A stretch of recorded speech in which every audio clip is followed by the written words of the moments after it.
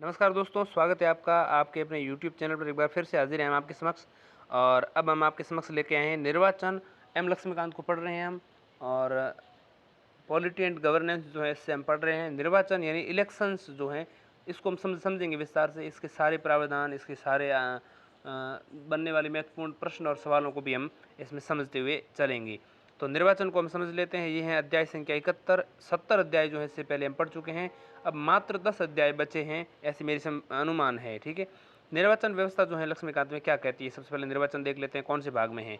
निर्वाचन संविधान के 15वें भाग में अनुच्छेद 324 से लेकर के 329 तक हमारे देश के निर्वाचन से संबंधित निम्न उपबंधों का उल्लेख किया गया है। भाग 15 में क्या क्या उल्लेख किया गया है 324 से लेकर 329 तक, उसको समझते हैं। अनुच्छेद 324 क्या कहता है। 324 में संविधान लिखा गया है, संविधान देश में स्वतंत्र और निष्पक्ष चुनावों के लिए स्वतंत्र निर्वाचन आयोग की व्यवस्था करता है। 324 में निर्वाचन आयोग की बात की गई है। संसद, राज्य विधायिका, राष्ट्रपति, उपराष्ट्रपति के चुनावों के अधीक्षण, निदेशन और नियंत्रण की शक्ति जो है निर्वाचन आयोग में निहित है। ये बात 324 में लिखी गई है। वर्तमान समय में निर्वाचन आयोग में एक मुख्य निर्वाचन आयुक्त होता है और 2 निर्वाचन आयुक्त होते हैं। एक तो क्या होता है, निर्वाचन आयोग जो होता है उसमें मुख्य निर्वाचन आयुक्त और 2 निर्वाचन आयुक्त अन्य निर्वाचन आयुक्त होते हैं।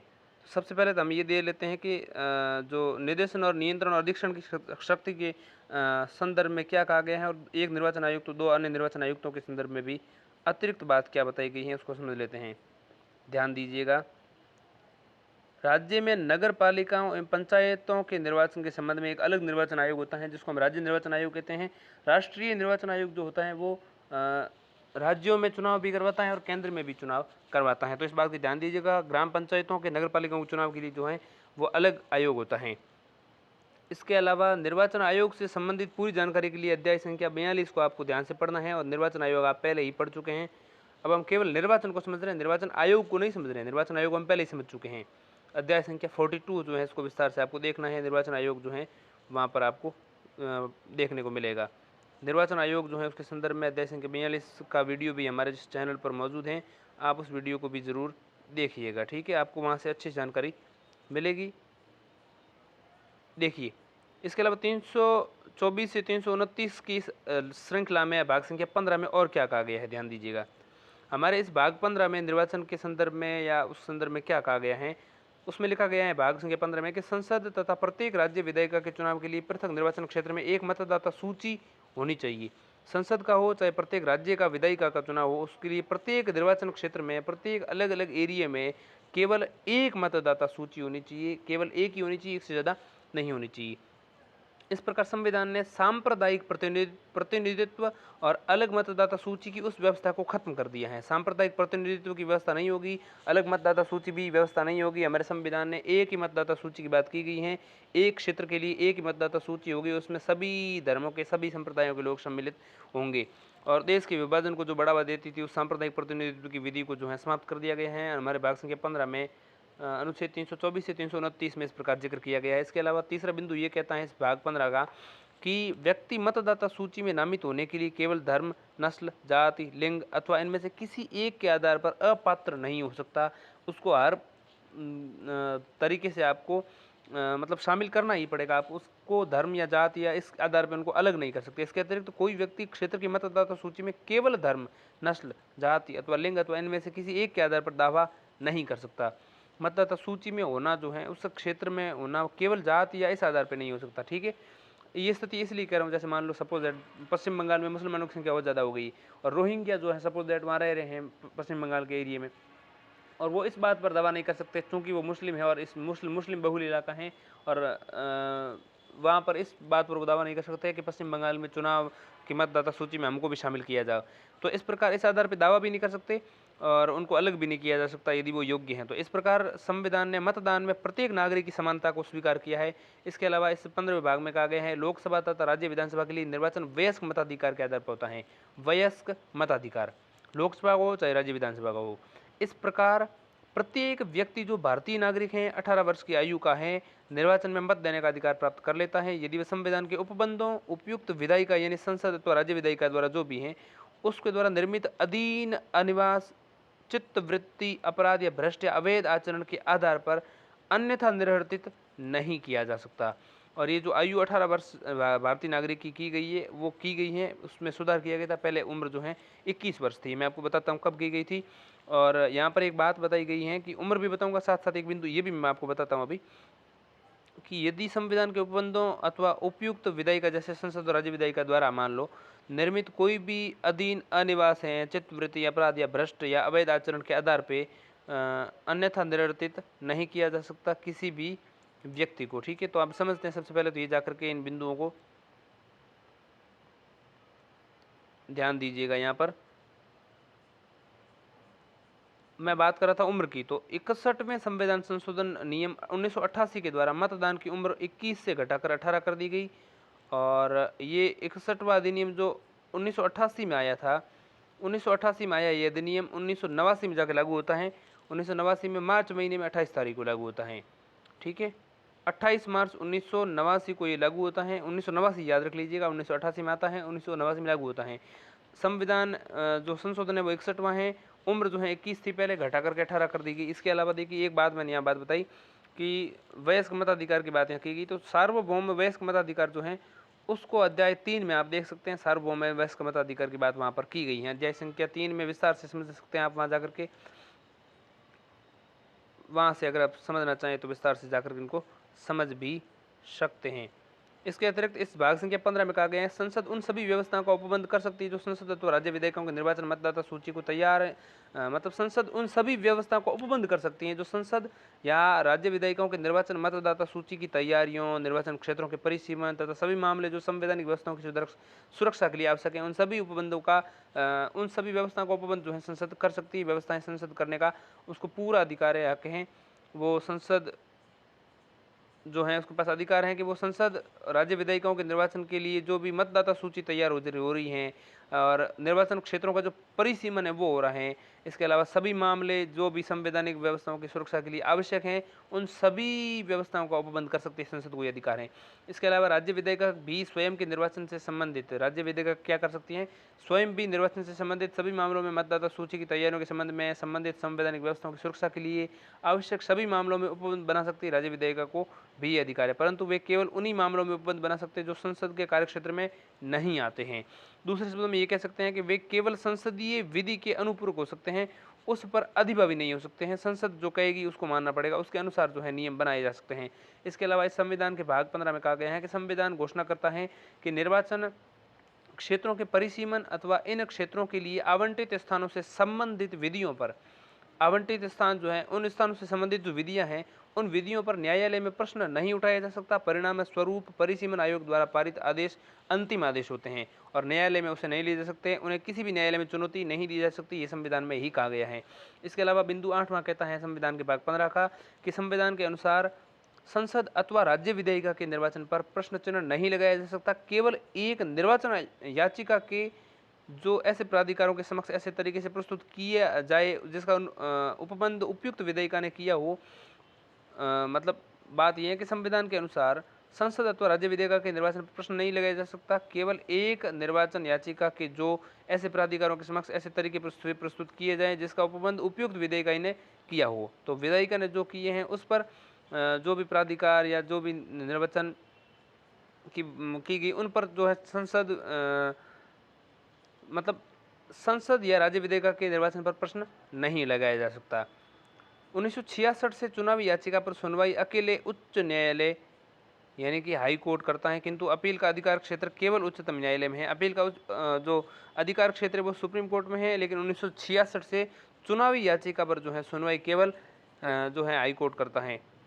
अनुच्छेद 323 ख विधायिका, अनुच्छेद 323 ख क्या कहता है, विधायिका यानी संसद या विधायिका जो भी हैं उनको निर्वाचन विवादों के निर्णय के लिए अधिकार के गठन की शक्ति प्रदान करते हैं। अनुच्छेद 323 ख में कहा गया है कि विधायिका यानी संसद या विधायिका का जो भी है निर्वाचन विवादों को मामले जो आते हैं उनको लेकर के अधिकरण बनाया जा सकता है। अधिकरण के गठन की शक्ति जो है विधायिका को है, संसद और दोनों मतलब सदनों को 323 ख में ऐसी बात कही गई है। इसके अलावा ऐसे विवादों को सभी न्यायालयों के अधिकार क्षेत्रों में से मतलब सुप्रीम कोर्ट से लेकर सुप्रीम कोर्ट के विशेष अवकाश अपील अधिकार क्षेत्र को छोड़ करके इन सभी क्षेत्रों को बाहर रखने का भी उपबंध किया गया है। ठीक है, और अभी तक ऐसे किसी भी अधिकरण यानी ऐसे किसी भी ट्रिब्यूनल का गठन नहीं किया गया है। 323 ख में जो लिखा गया है, यहाँ ये जानना आवश्यक है कि चंद्र कुमार मामला 1997 में जो हुआ था, उसमें सुप्रीम कोर्ट ने ये निर्णय दिया कि यह उपबंध असंवैधानिक है। ये उपबंध जो है वो क्या है, असंवैधानिक है। और यदि किसी समय ऐसा कोई अधिकरण गठित किया जाता है तो इसके निर्णय के विरुद्ध उच्च न्यायालय में अपील की जा सकती है। ऐसा चंद्र कुमार मामले 1997 में उच्चतम न्यायालय ने ऐसा कहा। तो उच्चतम न्यायालय ने ऐसा पहले ही कह रखा है कि इस तरह के अधिकरण की बात नहीं की जानी चाहिए कि जहाँ पर केवल मतलब ये अधिकरण ही सुनेगा, तो ये बात ठीक नहीं है। और ये जो मामला है चंद्र कुमार मामला बनाम भारत संघ था 1997 में, अनुच्छेद 323 ख के उपवाक्य 3 घ को असंवैधानिक घोषित कर दिया गया था इसमें। और इसको 323 ख के उपवाक्य घ को जो है असंवैधानिक घोषित किया गया। और साथ में ही इस मामले में सुप्रीम कोर्ट ने बात बताई थी। तो ये ध्यान दीजिएगा, 323 ख के उपवाक्य 3 घ को असंवैधानिक घोषित किया गया। और ये मामला है एल चंद्र कुमार बनाम भारत संघवाद 1997 का ये मामला है। ठीक है, इस बात पर आप ध्यान दीजिएगा।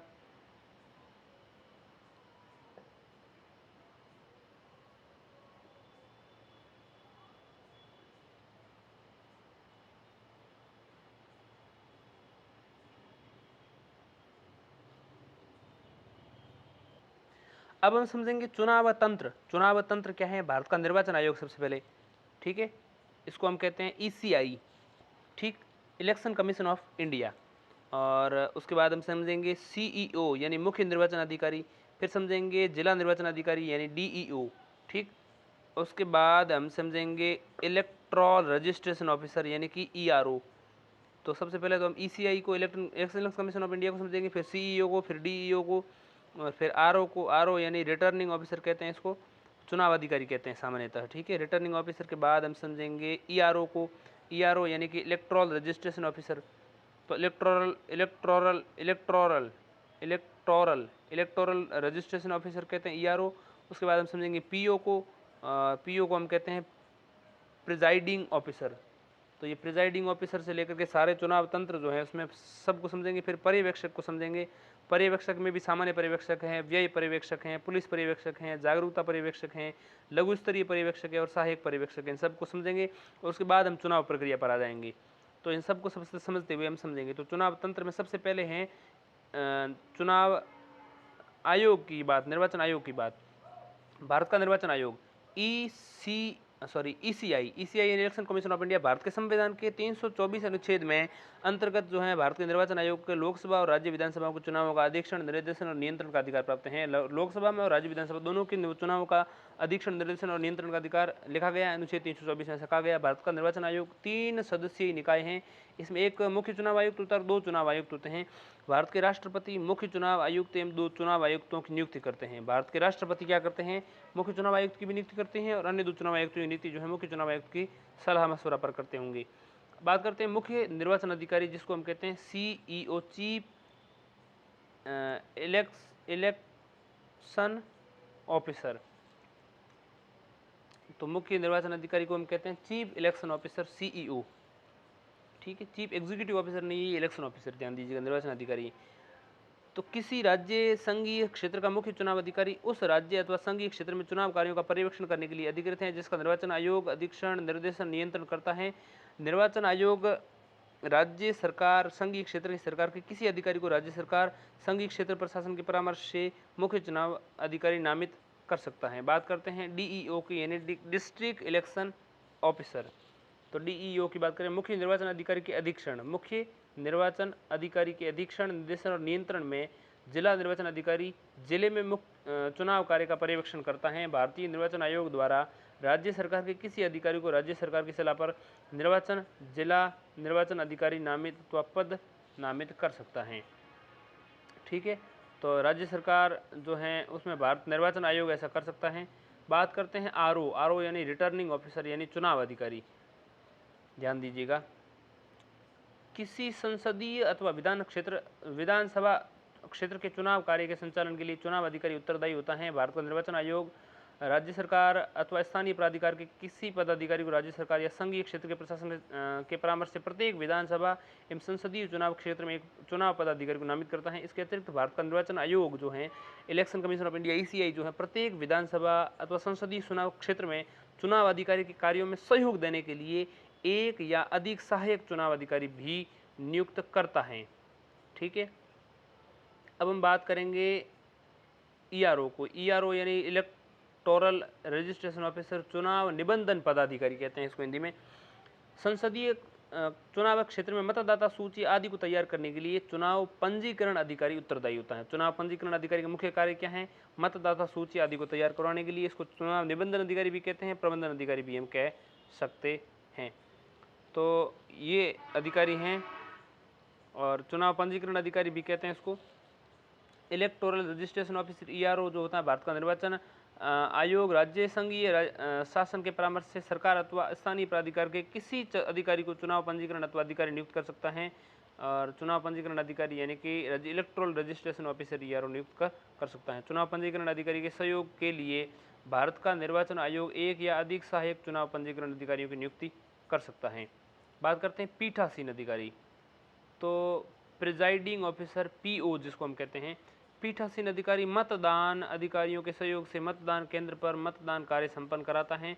जिला निर्वाचन अधिकारी पीठासीन अधिकारियों एवं मतदान अधिकारियों की नियुक्ति करता है। संघीय क्षेत्र के मामलों में चुनाव अधिकारी ऐसी नियुक्तियां करता है।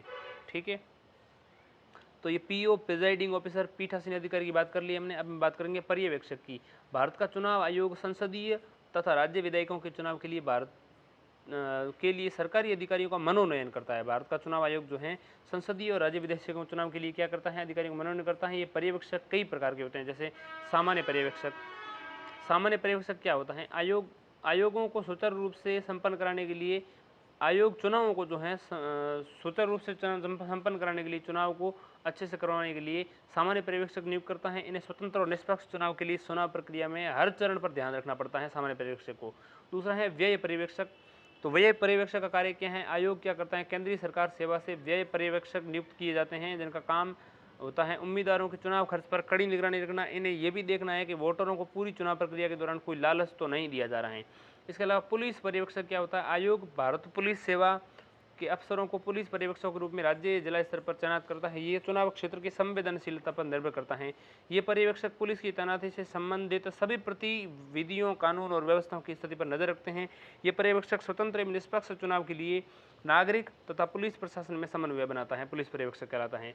बात करते हैं जागरूकता पर्यवेक्षक की। पहली बार 16वें लोकसभा चुनाव 2014 में आयोग ने केंद्रीय जागरूकता पर्यवेक्षक बहाल किए, जिन्हें फील्ड स्तर पर चुनाव प्रक्रिया की कुशल तथा प्रभावकारी प्रबंधन को देखना था। खासकर वोटरों में जागरूकता को लेकर के जागरूकता पर्यवेक्षकों को लगाया जाता है। वे चुनावी मशीनरी द्वारा की जा रही हस्तक्षेप की निगरानी करें, अधिक से अधिक लोग चुनाव प्रक्रिया में भाग लें। वे RP एक्ट 1951, ठीक है, RP एक्ट 1951 मीडिया संबंधी पक्षों को निगरानी करेंगे। इसके अलावा वे जिला स्तर पर पेड न्यूज़ की समस्या से निपटने के लिए आयोग द्वारा तैयार किए गए उपाय का पर्यवेक्षण करेंगे। इसके बाद में हम समझते हैं 5वें प्रकार का पर्यवेक्षक, लघु स्तरीय पर्यवेक्षक। सामान्य पर्यवेक्षक के अलावा आयोग लघु स्तरीय पर्यवेक्षक भी बहाल कर सकता है।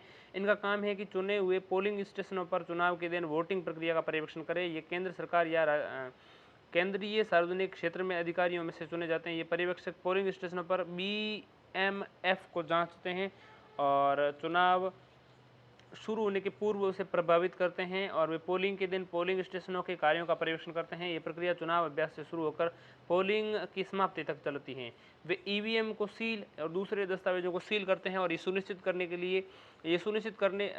के लिए आयोग के सारे निर्देश का पालन पोलिंग पार्टियों और पोलिंग एजेंटों द्वारा हो रहा है, ऐसा करते हैं। इसके अलावा अपने पोलिंग स्टेशनों के अंदर पोल प्रक्रिया में गड़बड़ी का सीधा सामान्य पर्यवेक्षकों को सूचित करते हैं। इसके अलावा छठे हैं सहायक व्यय पर्यवेक्षक। व्यय पर्यवेक्षकों के अलावा सहायक व्यय पर्यवेक्षक भी हर एक विधानसभा क्षेत्र में नियुक्त किए जाते हैं। ये बात सुनिश्चित करने के लिए सभी प्रमुख चुनाव प्रचार की घटना को वीडियोग्राफी हो और चुनावी अनियमितता की शिकायतों का तुरंत निवारण हो। अब हम समझेंगे चुनाव प्रक्रिया, चुनाव का समय क्या है। सबसे पहले चुनाव के समय को समझेंगे। लोकसभा तथा प्रत्येक राज्य विधानसभा के हर 5 वर्ष पर चुनाव होते हैं। राष्ट्रपति 5 वर्ष पूरा होने के पहले भी चुनाव लोकसभा को भंग कर सकते हैं। अगर सरकार लोकसभा में बहुमत खो देती है और किसी वैकल्पिक सरकार की संभावना नहीं होती है, तब किया जा सकता है। बात करते हैं चुनाव कार्यक्रम, शेड्यूल ऑफ इलेक्शन की। जब 5 वर्ष का कार्यकाल पूरा हो जाता है तो विधायिका को भंग कर दिया जाता है और अगले नए चुनाव की घोषणा होती है। तब निर्वाचन आयोग चुनाव कराने के लिए अपने तंत्र को उपयोग में लाता है। संविधान ये उल्लेख करता है कि भंग लोकसभा के अंतिम सत्र तथा नई लोकसभा के गठन के बीच 6 माह से अधिक का अंतराल नहीं होना चाहिए। 6 माह के भीतर चुनाव कराने पड़ेंगे, इसलिए चुनाव इसी बीच करा लेना होगा। आमतौर पर निर्वाचन आयोग चुनाव की प्रक्रिया की शुरुआत कुछ हफ्तों पहले एक संवाददाता सम्मेलन के नए चुनाव घोषणा करता है। इस चुनाव के उपरांत उम्मीदवारों एवं राजनीतिक दलों पर चुनाव आचार संहिता तत्काल लागू हो जाती है। औपचारिक चुनाव प्रक्रिया अधिसूचना जारी होने के साथ ही आरंभ हो जाती है। ज्यों ही अधिसूचना जारी होती है, उम्मीदवार जिस चुनाव क्षेत्र में चुनाव लड़ना चाहते हैं अपना नामांकन दाखिल कर सकते हैं। नामांकन की अंतिम तारीख से 1 सप्ताह पश्चात नामांकनों की जांच संबंधित चुनाव क्षेत्र के चुनाव अधिकारी करते हैं। जांच के बाद 2 दिनों के अंदर वैध उम्मीदवार नाम वापस लेकर चुनाव से हट सकते हैं। ठीक है। चुनाव लड़ने वाले उम्मीदवारों को चुनाव अभियान के लिए मतदान की तिथि के पहले 2 हफ्तों का समय मिलता है। ठीक है। चुनाव लड़ने वाले उम्मीदवारों को क्या मिलता है? चुनाव अभियान के लिए मतदान की तिथि से 2 हफ्ते पहले का समय मिलता है। मतदाताओं की भारी संख्या, बड़े पैमाने पर की जाने वाली भारी कार्यवाही को ध्यान में रखकर राष्ट्रीय चुनाव के लिए कई दिनों मतदान कराया जाता है। मतगणना के लिए एक अलग तिथि निर्धारित की जाती है। प्रत्येक चुनाव क्षेत्र के लिए संबंधित चुनाव अधिकारी द्वारा परिणाम घोषित किए जाते हैं। आयोग निर्वाचित सदस्यों की सूची बनाता है और सदन के गठन के लिए उपयुक्त अधिसूचना जारी करता है। आयोग जो है ऐसा करता है। इसके अलावा इसी के साथ चुनाव की प्रक्रिया संपन्न हो जाती है और लोकसभा के मामले में राष्ट्रपति और विधानसभा के लिए संबंधित राज्यों के राज्यपाल सदन जो है सत्र आहूत करते हैं। बात करते हैं शपथ ग्रहण की। किसी भी उम्मीदवार के लिए निर्वाचन आयोग द्वारा अधिकृत अधिकारी जो होता है के समक्ष शपथ लेनी पड़ती है। मुख्य तो चुनाव अधिकारी तथा सहायक चुनाव अधिकारी चुनाव द्वारा इस उद्देश्य के लिए अधिकृत किए जाते हैं। ऐसे उम्मीदवार के लिए जो बंदी हों जिन्हें निरुद्ध किया गया हो, संबंधित कारा अधीक्षक अथवा अवरोधन शिविर यानी कि डिटेंशन कैंप में समादेष्टा यानी कि कमांडेंट को शपथ ग्रहण के लिए अधिकृत किया जाता है। ऐसे उम्मीदवार के लिए जो अस्पताल में हो, बीमार हो, तब अस्पताल के प्रभारी चिकित्सा अधीक्षक अथवा चिकित्सा अधिकारी को इसके लिए अधिकृत किया जाता है। यदि कोई उम्मीदवार भारत के बाहर हो, तब भारत के राजदूत अथवा उच्चायुक्त अथवा उनके द्वारा अधिकृत राजनयिक काउंसलर के समक्ष शपथ ली जाती है। उम्मीदवार से यह अपेक्षा की जाती है कि वह नामांकन पत्र दाखिल करने के फौरन बाद शपथ पत्र प्रस्तुत करेगा और कम से कम नामांकन पत्र जांच की तारीख से 1 दिन पहले तक अवश्य जमा करा लेगा। बात करते हैं चुनाव प्रचार की। प्रचार की अवधि जब राजनीतिक दल अपने उम्मीदवारों को सामने लाते हैं तो अपने दल और उम्मीदवारों के पक्ष में मत डालने के लिए लोगों को प्रेरित करते हैं। उम्मीदवारों को नामांकन दाखिल करने के लिए 1 सप्ताह का समय मिलता है। नामांकन पत्रों की जांच चुनाव अधिकारी करते हैं। नामांकन पत्र सही नहीं पाए जाने पर एक सुनवाई के पश्चात अस्वीकृत कर दिया जाता है। वैध नामांकन उम्मीदवार नामांकन पत्र जांच के 2 दिन के अंदर अपना नामांकन वापस ले सकते हैं। औपचारिक चुनाव प्रचार उम्मीदवारों की सूची के प्रकाशन से मतदान समाप्त होने के 48 घंटे पूर्व कम से कम 2 सप्ताह चलता है। 48 घंटे पूर्व कम से कम 2 घंटे चलता है। चुनाव प्रचार के दौरान चुनाव लड़ने वाले उम्मीदवारों तथा राजनीतिक दलों से अपेक्षा की जाती है कि निर्वाचन आयोग द्वारा राजनीतिक दलों की आम सहमति के आधार पर तैयार की गई आदर्श आचार संहिता का वे पालन करेंगे। आचार संहिता में ऐसे मार्ग निर्देश दिए हुए हैं जिसमें राजनीतिक दलों उम्मीदवारों को चुनाव प्रचार के दौरान जिस प्रकार का व्यवहार करना है वो ध्यान में रखा जाएगा। इसका उद्देश्य चुनाव प्रचार में स्वस्थ तरीकों का इस्तेमाल करना, राजनीतिक दलों उम्मीदवारों तथा उनके समर्थकों के बीच की संघर्षों और झगड़ों को रोकना और शांति व्यवस्था बनाए रखना आदि इसमें शामिल है। जब तक कि परिणाम घोषित न कर दिए जाए तब तक ऐसा होता है। आचार संहिता केंद्र अथवा राज्य में सत्तारूढ़ दल के लिए भी मार्ग निर्देश तय करती हैं जिससे यह सुनिश्चित किया जा सके कि चुनाव बराबरी के आधार पर लड़ा गया है और ऐसी कोई शिकायत सामने नहीं आए जिसमें सत्तारूढ़ दल को चुनाव प्रचार के दौरान अपने सरकारी स्थिति का उपयोग किया गया हो। ठीक है। एक बार जब चुनावों की घोषणा हो जाती है तो विभिन्न दल अपने चुनाव पत्र जारी करना शुरू कर देते हैं जिनमें उन कार्यक्रमों की जानकारी होती है जिन्हें वे जीत कर सरकार बनाने के पश्चात लागू करना चाहते हैं। इसमें दल अपने नेताओं के सामर्थ्य और विरोधी दलों और उनके नेताओं की कमियों और विफलताओं की चर्चा की जाती है। दलों एवं मुद्दों की पहचान के लिए नारों का इस्तेमाल किया जाता है। मतदाताओं के बीच इश्तहार और पोस्टर आदि विस्तारित किए जाते हैं। मतदाताओं के बीच में, और पूरे निर्वाचन क्षेत्र में रैलियां की जाती हैं जिनमें उम्मीदवार अपने समर्थकों को उत्साहित करते हैं और विरोधियों की आलोचना करते हैं। व्यक्तिगत अपील और वादे भी उम्मीदवार मतदाताओं से करते हैं जिससे उन्हें अधिक से अधिक संख्या में अपने समर्थन में लाया जा सके। मतदान दिवस, अब हम समझेंगे मतदान दिवस को। अलग अलग निर्वाचन क्षेत्रों के लिए सामान्यतया मतदान की तिथियां अलग अलग होती हैं। ऐसा सुरक्षा प्रबंधों को प्रभावी बनाने तथा मतदान की व्यवस्था में लगे लोगों को अनुश्रवण का पूरा अवसर देने और सुनिश्चित करने के लिए किया जाता है। चुनाव स्वतंत्र एवं निष्पक्ष हैं, ऐसा किया जाता है। इसके अलावा अब हम समझेंगे मतपत्र एवं चुनाव चिन्ह। ठीक है, जब उम्मीदवारों के नामांकन की प्रक्रिया पूरी हो जाती है, चुनाव अधिकारी द्वारा चुनाव लड़ रहे उम्मीदवारों की एक सूची बनाई जाती है चुनाव अधिकारी के द्वारा, तब मतदान पत्र छपवाए जाते हैं। मतपत्रों पर उम्मीदवार के नाम चुनाव आयोग द्वारा निर्धारित की गई भाषाओं में उन्हें आवंटित चुनाव चिन्ह छपे रहते हैं। मान्यता प्राप्त दलों के उम्मीदवारों को उनके दल का चुनाव चिन्ह आवंटित किया जाता है। अब हम समझेंगे मतदान प्रक्रिया। मतदान गुप्त होता है। सार्वजनिक स्थलों पर मतदान केंद्र स्थापित किए जाते हैं जैसे विद्यालय, सामुदायिक भवन आदि। अधिक से अधिक मतदान अधिकार का प्रयोग करें, ये तय किया जाता है। और ये तय करने के लिए, सुनिश्चित करने के लिए निर्वाचन आयोग सुनिश्चित करने की कोशिश करता है प्रत्येक मतदाता से मतदान केंद्र की दूरी जो है 2 किलोमीटर से अधिक नहीं हो। किसी भी मतदान केंद्र में 1500 से अधिक मतदाता नहीं आए। मतदान केंद्र में प्रवेश करते ही मतदाता सूची में देख मिलाकर उसे मतदान पत्र प्रदान किया जाता है। मतदाता अपने पसंद के उम्मीदवार के चुनाव चिन्ह पर उसके पास मुहर लगाता है। यह कार्यवाही मतदान केंद्र में ही अपने छोटे से कक्ष में होती है। मुहर लगाने के बाद मतदाता मतपत्र को मोड़कर एक सादी मत पेटी में पीठासीन अधिकारी अथवा मतदान एजेंटों के सामने डालता है। चिन्ह लगाने की इस प्रक्रिया में से मतदान पत्रों को मतपेटी से वापस निकाले जाने की संभावना जाती रहती है। 1998 से निर्वाचन आयोग मतदान पत्रों के स्थान पर अधिक से अधिक इलेक्ट्रॉनिक वोटिंग मशीन यानी ईवीएम का उपयोग कर रहे हैं। 2003 में सभी राज्य चुनावों और उप चुनावों में ईवीएम का उपयोग किया गया। इस प्रयोग की सफलता से उत्साहित होकर निर्वाचन आयोग ने 2004 में लोकसभा चुनाव में केवल ईवीएम का उपयोग किया और 10 लाख ईवीएम इसके लिए उपयोग में लाए गए। अब हम समझेंगे ईवीएम क्या है। इलेक्ट्रॉनिक वोटिंग मशीन कहते हैं इसको। एक सरल इलेक्ट्रॉनिक उपकरण है। मतपत्रों के स्थान पर मतों को रिकॉर्ड करने के लिए उपयोग किया जाता है। पारंपरिक मतपत्रों की प्रणाली की तुलना ईवीएम से निम्नलिखित लाभ हैं। ईवीएम के लाभ में पहला लाभ है, ईवीएम से अवैध एवं संदेहास्पद मतों की संभावना समाप्त हो जाती है, जो कि चुनाव से जुड़े विवादों और चुनाव याचिकाओं का प्रमुख कारण रहा है। ठीक है, इसके अलावा इससे मतदान की गणना प्रक्रिया जो है आसान हो जाती है, द्रुत हो जाती हैं। इसके अलावा कागज़ की खपत कम हो जाती है, सीधा पर्यावरण पर सकारात्मक प्रभाव पड़ता है। इससे छपाई की लागत बहुत कम हो जाती है क्योंकि इस प्रक्रिया में प्रत्येक मतदान केंद्र में केवल एक ही मतपत्र की आवश्यकता रह जाती है। बात करते हैं चुनावों का पर्यवेक्षण। चुनाव आयोग बड़ी संख्या में पर्यवेक्षण की नियुक्ति करता है जो ये सुनिश्चित करता है कि मतदान स्वतंत्र और निष्पक्ष ढंग से कराए जाएं और लोगों ने अपनी पसंद का उम्मीदवार चुना। ठीक है, चुनाव खर्च। पर्यवेक्षक उम्मीदवार और दल के चुनाव खर्च की निगरानी करते हैं। मतगणना, अब समझते हैं मतगणना को।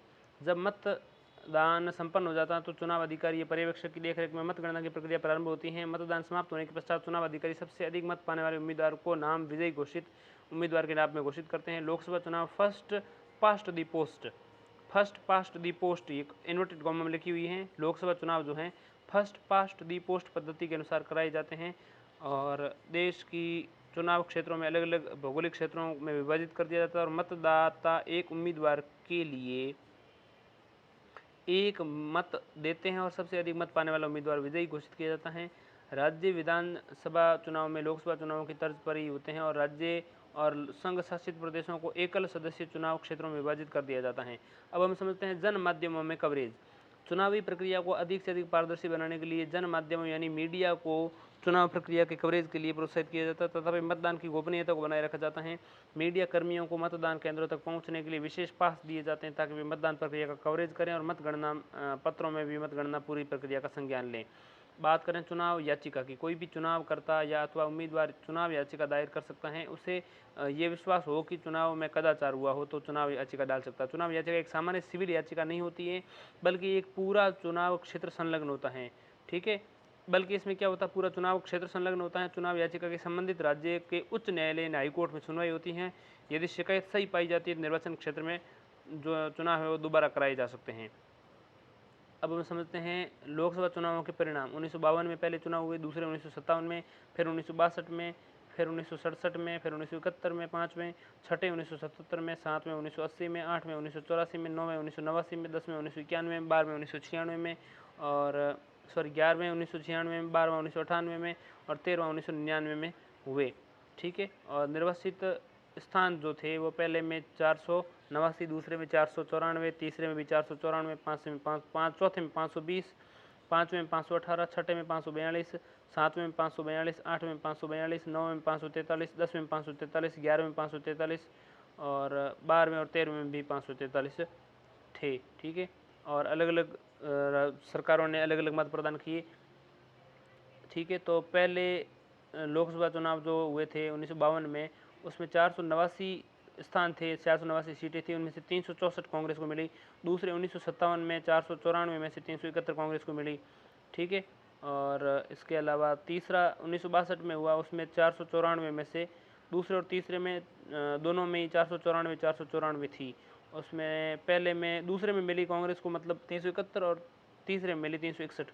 चौथे में 520 थी, उसमें 283 कांग्रेस को मिली और बाकी अन्य दलों को मिली।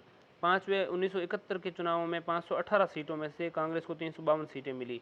छठे 1977 में 542 में से 298 मिली जनता दल को। ठीक है, जनता दल यहाँ पहली बार 1977 के आसपास जीती, 298। ठीक है, और कांग्रेस को उस समय केवल 154 सीटें मिली।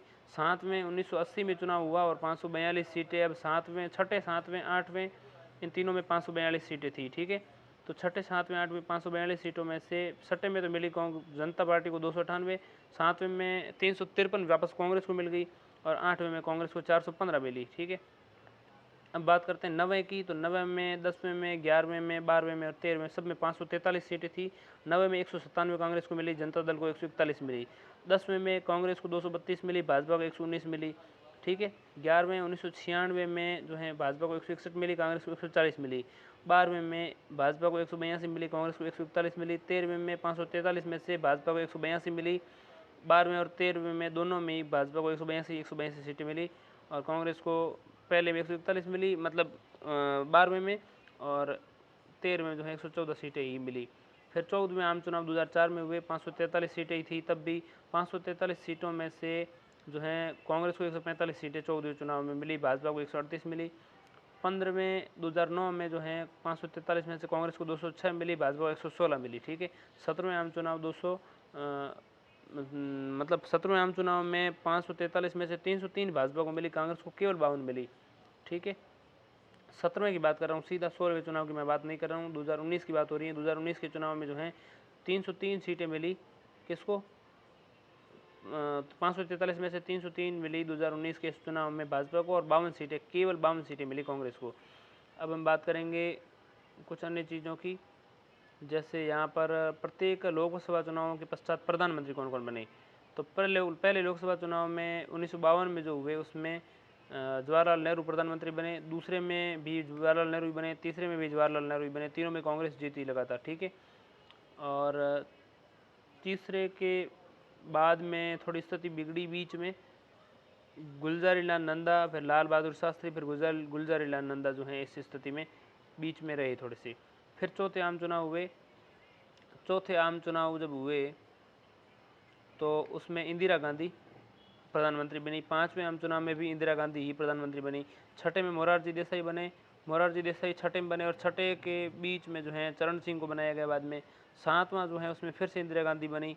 आठवें में राजीव गांधी बने। 9वें चुनाव में जो हुए थे आम, उसमें विश्व प्रताप सिंह जो हैं वो बने, तो वीपी सिंह बने, और वीपी सिंह के बाद चंद्रशेखर भी 9वें के अंतर्गत ही आते हैं।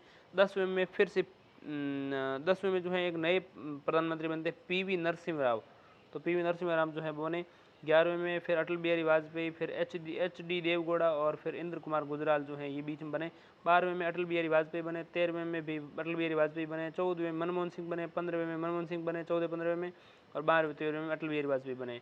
16वें में फिर नरेंद्र मोदी बने। 17वें में भी नरेंद्र मोदी बने, और इस प्रकार ये चुनाव यहाँ पर हुए।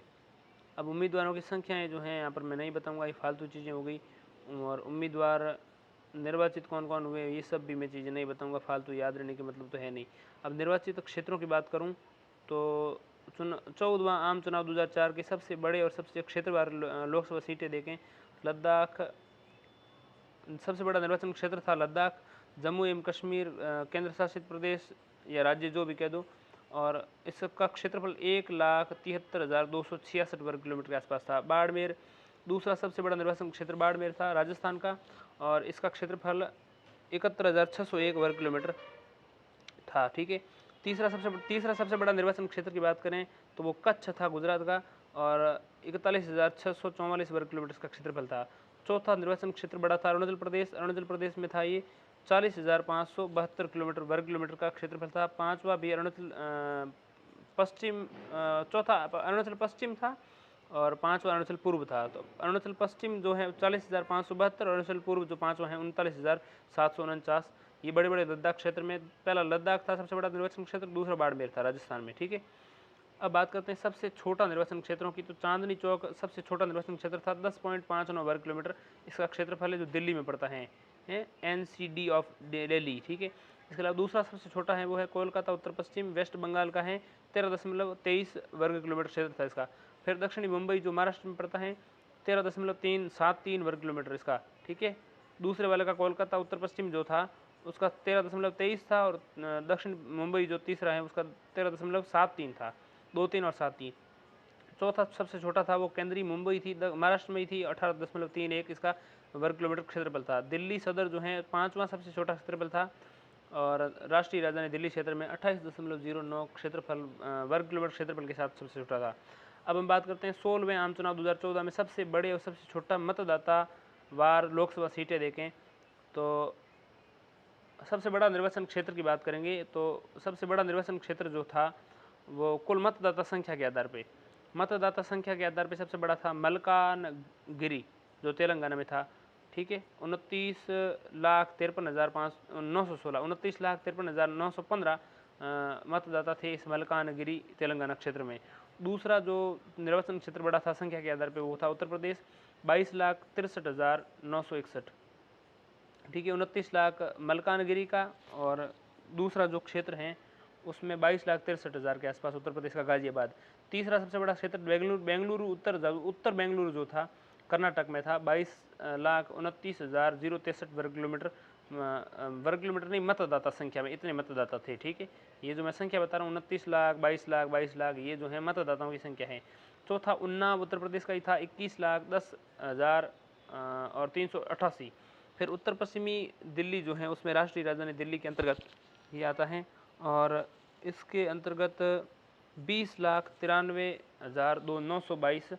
इसके अलावा अब सबसे छोटे निर्वाचन क्षेत्रों की संख्या के आधार पर बात करें तो लक्षद्वीप सबसे छोटा था 47,972 ही इसमें मतदाता थे। ठीक है, दमन एवं दीव दूसरा, दमन एवं दीव में 1,02,260 बस। लद्दाख तीसरा सबसे छोटा, जम्मू एवं कश्मीर में 1,59,949। दादरा एवं नगर हवेली चौथा 1,88,783 में 2014 की बात कर रहा हूँ। ठीक है, मैं दमन एवं दीव और दादरा नगर हवेली को इसलिए अलग अलग बताया। और पांचवा सबसे अंडमान निकोबार द्वीप समूह है उसमें 2,57,856 मतदाता ही थे। अब हम बात करेंगे चुनाव अनुच्छेदों की। 324 कहता है चुनाव कार्य के अधीक्षण निर्देशन एवं नियंत्रण के लिए चुनाव आयोग में निहित होनी शक्तियां जो है चुनाव आयोग के पास होगी। 325 कहता है चुनाव प्रक्रिया में शामिल करने के लिए धर्म नस्ल जाति लिंग आधार पर अयोग्य नहीं होगा, उन्हें इन आधारों पर तथा इन आधारों पर कोई दावा भी नहीं कर सकता। ये 325 में कहा गया है। 326 में कहा गया है लोकसभा अथवा विधानसभा सभाओं में वयस्क मताधिकार के आधार चुनाव संपन्न हो गए। 327 में कहा गया विधायिकाओं के चुनाव में संबंध में प्रावधान बनाने की शक्ति जो है वो संसद के पास होगी।